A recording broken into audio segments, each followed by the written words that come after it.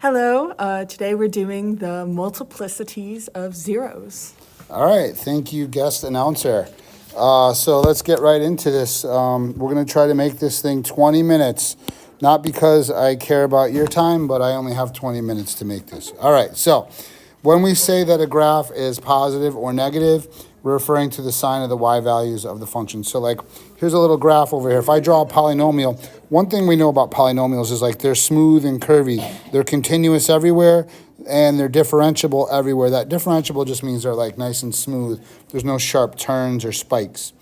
You can see that some parts of this polynomial that I just drew over here, some parts are above, right, like over here, are above the x-axis. All these y values of all these millions of points here on the polynomial, all their y values of these points would be positive. And here as well, and here as well. So anywhere above the x-axis, we say those are positive y values. And below the x-axis, well, all the y values on all of these points, this point will be like -4, -1. So it's got a negative y value of -1. This is a negative y value, negative y value. So all these pieces down here all have negative y values. So that's an easy way to tell if the polynomial is above the x-axis or below. So the positive regions of the functions are the intervals where the function is above the x-axis. So positive y values, okay, where the y values are positive, above. And then the negative regions, where the y values are negative, that part of the function is below the x-axis.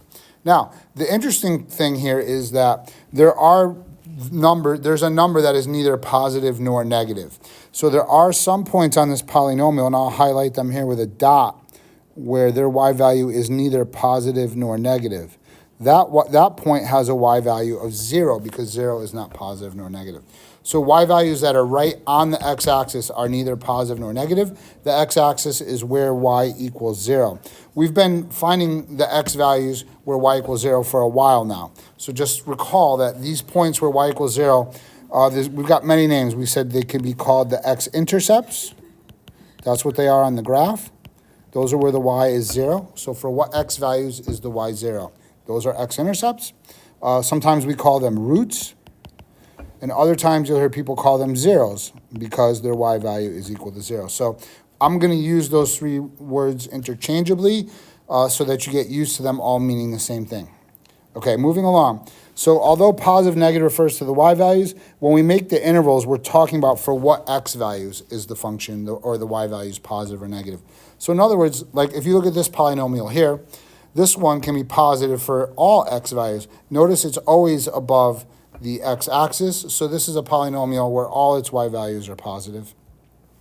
And side note, it has no zeros. So when we try to solve it, that's where we would start getting those imaginary numbers. If you tried to solve this polynomial with the equation, you'd get things like a square root of a negative number, which then makes our imaginary solutions.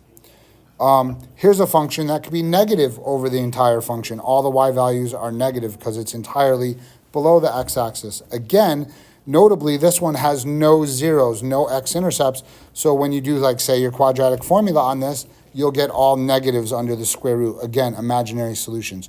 Then we have our more like typical one that I would say where it's got some parts of it are positive, some parts of the polynomial are negative. So some parts are above the x-axis, some parts are below. And of course, anytime you cross from a positive to a negative, you're going to create a 0. So this has 3 zeros or x-intercepts. All right? So for a function to change from positive to negative or negative to positive, it must cross the x-axis.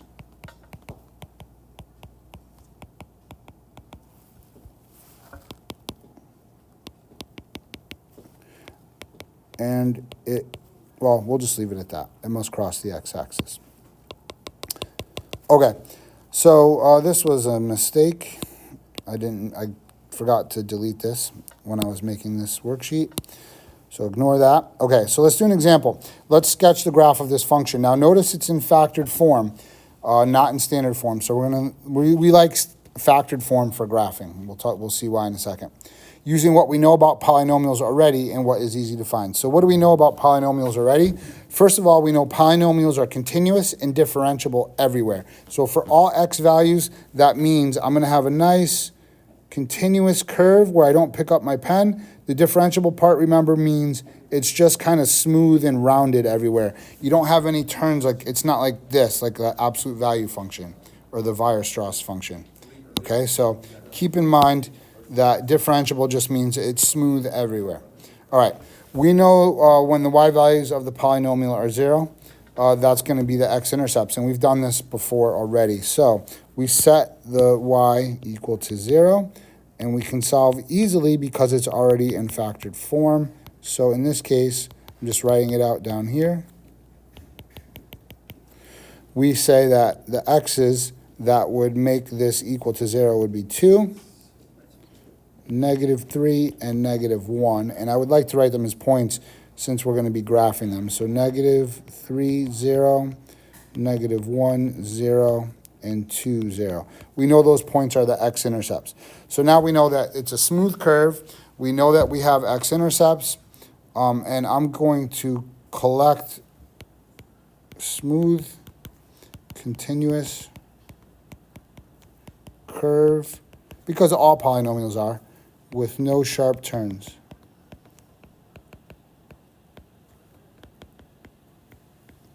All right, that's one fact we know. The second fact we know is that it has x-intercepts. We're going to need this later when we graph at -3, 0, -1, 0, and 2, 0. And that was easy to find because it's in factored form. Lastly, we can easily determine when the y values of this polynomial are positive and when they are negative. So I like to use a test interval to organize this information. So let me show you what I mean. I'm going to make a nice big interval, test interval, and I'm going to say this is like for your x coordinates. All the way left, we have the x value -infinity. All the way right, we have the x value +infinity. And first thing we're going to put on this test interval, we're testing for positive and negative. We're first going to put any values, any x coordinates where the y value is neither positive nor negative. So in this case, it's 0. So that's going to occur at -3. We know the y value is 0. I'll just write that, the y value in parentheses there. We're going to say at -1, the y value is 0. And at 2, I should have made a little more room. I probably moved the -3 down too far. So let's just, I'm going to add a little bit on this side here. I'll readjust my line.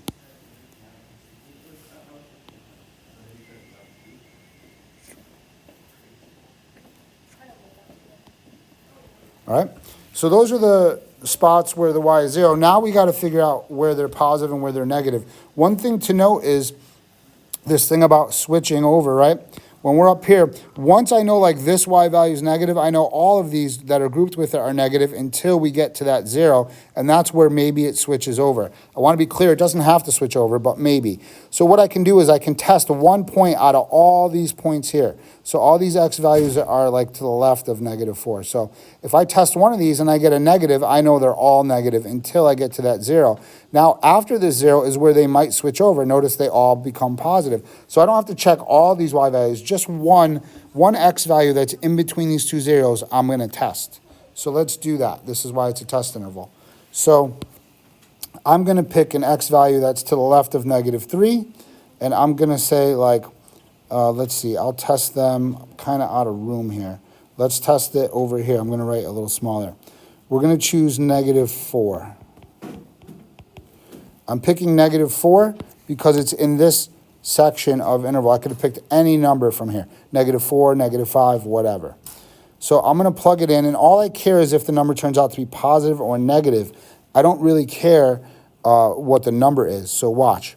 When I plug in a -4 here, a -4 minus a 2 is a negative number, but then I square it. Oh, I should say 1/4 is positive. So the 1/4 is a positive times, we said when I plug in the -4, I get -4 minus 2.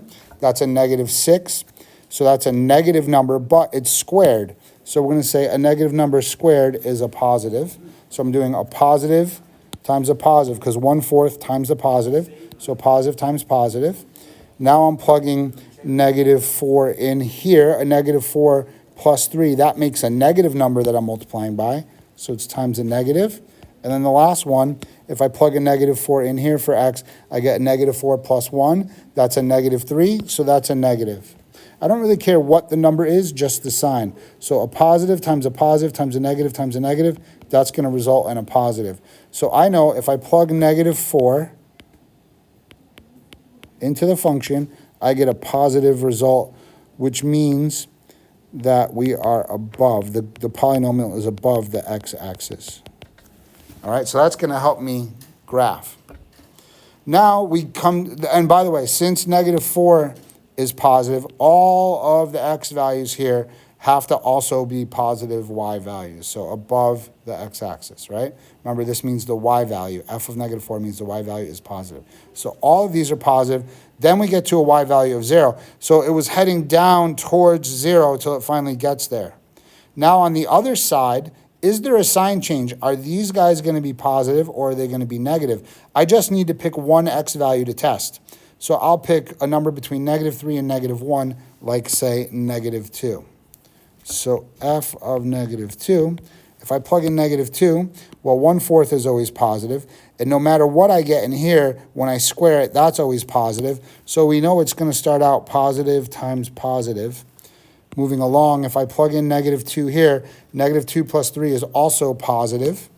So it's times another positive. And then when I plug in -2 here, I get -2 plus 1. That's a negative, so times a negative. So a positive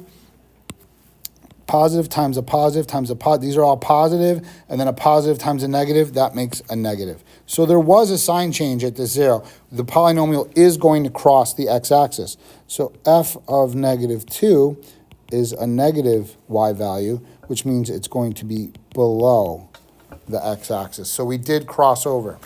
So at -3, I have a 0. 1, 2, 3. Oh, wait, I'm going to do it this way. I'm going to scale it like this. It's going to be -5. Oh, I did that wrong. Oh, where's the eraser? I'll go 1, 2, 3, 4, 5. Okay, and then we'll go, well, I don't need the y's on this because we're just kind of sketching. So at -3, I know the y value is 0. I'll maybe sketch this in red. 1, 2, 3. There's -3. And I know that the polynomial started above and then crossed over below.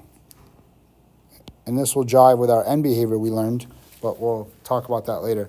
I don't know what's going to happen much past there. I just know as soon as I get past that 0, I'm below because now I'm negative. All right, let's go back to our analysis. So now I want to check what happens after -1. I know I'm below, and then I know at -1 there's a 0. So I'm going to start heading back up towards -1. It's got to turn around. Even though these are still negative, I have to bring it back to 0. And it's a continuous smooth curve, so I know it has to kind of slowly turn back around and come back up to there. So now I want to see what happens past that, though. Do we go back, cross over? Do we go up into the positive, or is it going to turn back around and stay negative? So I got to see, is there a sign change there? So I'm going to plug in a number between -1 and 2, which is going to be f of 0. So we know that 1/4, whoops, I didn't want to do that. I didn't want to do that. We know that 1/4, up from up here, when I plug in my 0, we know that 1/4 is positive. We know that when we square this number, no matter what it is, it's always positive. So we have a positive times a positive. And then we have 0 we're plugging in. So 0 plus 3 is a positive. And then 0 plus 1 is a positive. So we have 2 more positives. So all positives, when you multiply them together, will get you a positive. So f of 0 is a positive. So we know we're back above after that 0. So we are going to cross the x-axis. So we know there's a 0 at -1. So I'll put a dot because the y value is 0. And now these negative y's have to turn around and come back to that 0. And then they have to cross. Okay? They have to cross back up into the positive range. So they go, the y's go from negative, negative, negative, then it becomes 0, and then up positive. Now, I don't know what's going to happen. I do know there's another 0 at 2. So I do know that eventually these y values that are positive have to turn back around and head down and hit 0. They have to go to 0 at 2. I don't know if it's going to be another sign change and cross the x-axis, or if they're going to not sign and be positive again. Sometimes you can hit the 0 and then no sign change means they just go back to positive again. So let's check that out and see what happens. My last interval, I am going to pick a number that's bigger than 2 here, any of these numbers, this x value. So I'll go f of 3. I'm running out of room. I'm going to try to make this small. I know it's going to start out positive, positive, because I've got 1/4, which is positive, times something squared. That's always going to be positive when you square it. So no sign change, never mind. This is always going to be positive. Now when I plug in 2, that's going to be positive. 2 plus 3 and 2 plus 1 is also going to be positive. I was plugging in 3, sorry. So 3 plus 3 is positive and 3 plus 1 is also positive. So everything's positive again. We're all positive. So that's great. So f of 3 will be a positive, which means we'll stay above the x-axis. So let's see what happens here. So you're positive. We know there's a 0 at 2. So we have all these positive y values, and we start coming down. Don't draw this yet. Watch me draw. And then we hit the 0, right? And then we know, oh, wait, it doesn't cross over. It returns back to positives. But you can't draw it like this because that would be a spike right here. That's the part where the function would be not differentiable. Because polynomials are differentiable, we have to do this in a way that we come down and hit the 0 and make a nice, smooth, slow turn. It can't be a sharp turn like that. Okay, so we're going to do it this way. If I know it's going to turn around and bounce off the x-axis, I'm going to come down a little in front of it. I'm not going to go right to the 0. See what I did there? I'm going to come down just like actually to the left of the 0 so I can kind of smooth it out and make a nice like parabola looking thing down here. So I'm going to make like a little mini parabola and it shoots back up to the positive forever. And that's how we would graph that, okay? So we're going to use all this stuff to graph our polynomials.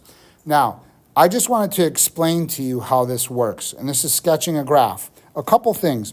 We don't know how high or low this goes. Maybe this part goes down here and then comes back up. We don't know that unless we have a calculator. So we can just, that's why we call it a sketch. You can just go as low or as high as you want. Just stay in the negative. You're going to need calculus to figure out how low that low point actually goes or how high this high point goes here. So when you get to calculus, you'll be doing this test interval stuff again, and you'll be finding out exactly how high or how low those positives and negatives go. For us, we're just going to do a brief sketch. You don't have to do all this test interval stuff every time you want to graph one of these. We've learned enough stuff where we can shortcut it. So you already know how to draw the ends with the end behavior. You know that the polynomial will go up and up in this case. I'm going to show you how to find, and you know how to find the zeros, by the way. So all you need is the end behavior, the zeros, and then you have to know if you're going to cross and have a sign change at each 0, or if you're not going to cross and it's going to just bounce and go back up. And that's the last shortcut part I'll have to show you. So to shortcut a graph, you can use what you learned about end behavior, what you know about how to find the zeros, and then if you cross or if you bounce, we call it. No sign change at those zeros. So that's the thing that we need to figure out now. Can we make a shortcut for if you cross or if you bounce? So I have another graph here to investigate, but we're out of time if we want to make that 20 minutes. So we'll do this together in class, but we can generalize what we have discovered. So yeah, I'm going to do this in a second video because this one's getting long. So we're going to stop here. What I'm going to say is we'll do this example together and then we'll generalize and then maybe we'll try to do some examples.